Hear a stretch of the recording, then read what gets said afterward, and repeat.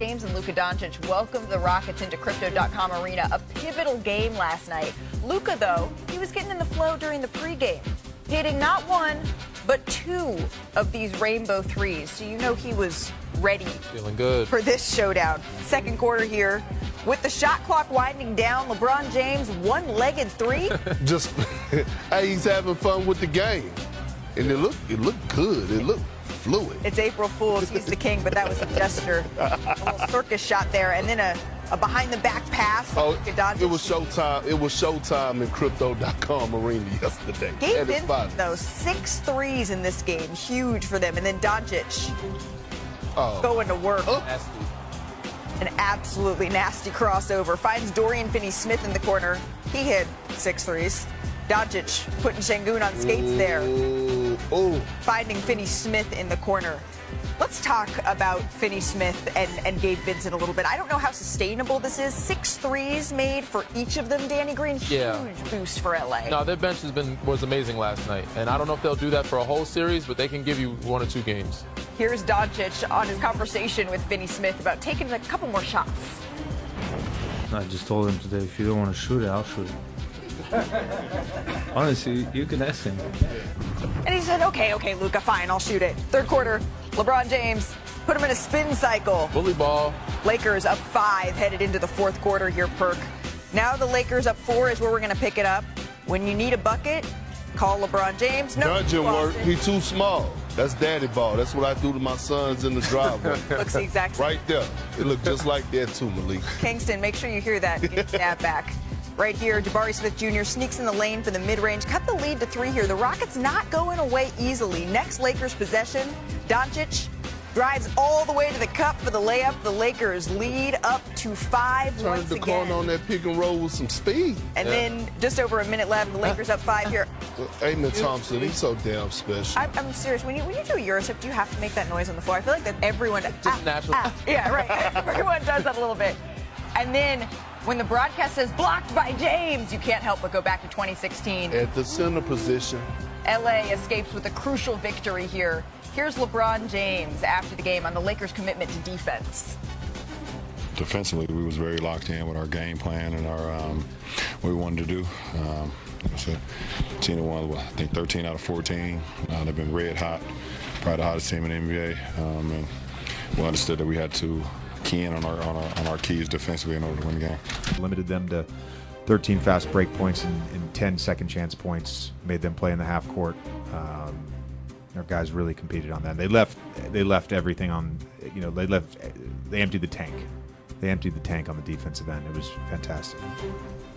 This was the Lakers defense that we had grown accustomed to seeing over the last couple of months. It had slipped away a little bit, but LeBron, let's talk about him. He's now gone 8 straight games without leading his team in scoring. That's the second longest streak of his career, his only longer streak. It happened earlier this season, and yet the Lakers are winning here. That's what happens when you have a Luka Doncic. You heard their voices, now you see their faces. Purple Rain, Danny Green, Kendrick Perkins, and my Nana's curtains. It's called skin tone. It's a nice jacket, though. The little gold leaf there, Perk. A little switch up, looking fly, looking good. Let's talk about the balance that the Lakers have to try to achieve here, Perk, because we talked about how good their defense has been. Do you have to sacrifice a little bit offensively in order to get that defensive effort? What is the sort of thing that they're weighing? Well, I think it's more so LeBron James sacrificing, right? We saw last night it wasn't one of his biggest scoring nights, but at the end of the day, he played the center position. Anytime you have a guy with that IQ, that can anchor your back line defensively, you got a chance, right? And we saw him last night on both ends of the floor. I saw him give up his body, and this is what makes LeBron James so special. When you look at this film right here, Malika, Danny, he sacrifices. Now you have LeBron James setting the screen for Austin Reeves. That short roll, look at the attention that he draws. Look at the eyeballs. Look at his options. Now look at this pass to the corner to Rui Hachimura for a wide open 3. Nobody could get there. And when you have LeBron, who, by the way, in that play, he could have called for the ball, hit the nail, and went straight isolation. But he said, you know what, I'm going to go set this screen short roll, and I know because of my ability of getting downhill, even at the age of 40, you still got to put these eyes on me, and now I got options and one of the best facilitators in the game. And I want to point out the fact that you said the age of 40. I don't know if he can play the 5 position at the age of 40 for a 7-game series. I do like what he did last night, but they need to rely on their offense. Right. They need it. They need the big 3 to play well. They need to score. They need their bench. They need all hands on deck for them to have a chance against teams like OKC, against Houston. Houston shot poorly in that first quarter, and for most of the game, I don't think they'll do that for a 7-game series. So they're going to need their offense just as much as their defense. Well, we talked about this. So keeping Houston off of the glass, that's where they thrive. And they were able to do that. The Lakers have been deploying lineups that don't necessarily have a traditional center because they've only really been playing Christian Wood as sort of their one center here. Yeah, but excuse me, I meant Jackson Hayes. Thank you. Christian Wood. But here's the thing, right? The reason that it worked for the Lakers is because the reason that the Rockets are one of the better offensive rebounding teams is because they're one of the worst shooting teams. They ranked 25th in the league, so the Lakers knew that. If we take care of the glass, if we take care of the boards, then our chances of winning are very, very high. Jackson Hayes, my apologies there. Thanks. Because Jackson Hayes has... Really appreciate that. Really hanging. All right. Perk, you ready to channel a little bit of Richard here? Maybe drop a button? Tatum and Celtics. They're going streaking, so let's join them in Memphis. They were looking for 9 straight last night. Of course, went into the evening, riding that 8-game winning streak here. So we're going to pick this one up with 5 minutes left in the first quarter. The Celtics up 19-17. Peyton Pritchard steals the ball. And then here, back to Drew Holiday.